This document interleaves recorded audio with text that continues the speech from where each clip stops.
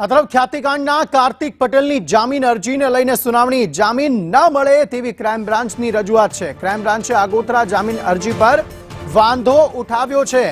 કાર્તિક પટેલ કેસનો મુખ્ય આરોપી છે, તેને રાહત ન આપી શકાય।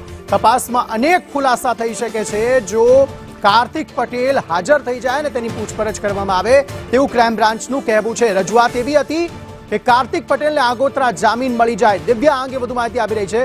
દિવ્યા, શું વધુ વિગતો?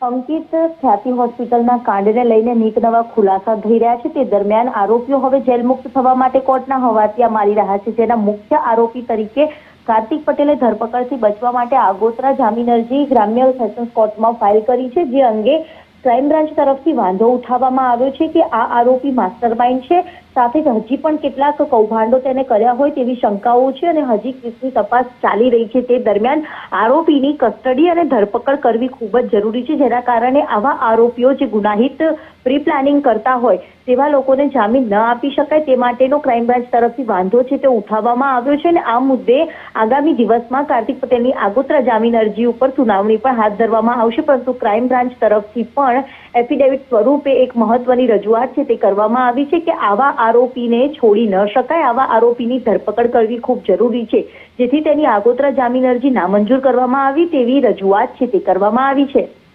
આભાર સમગ્ર માહિતી આપવા માટે।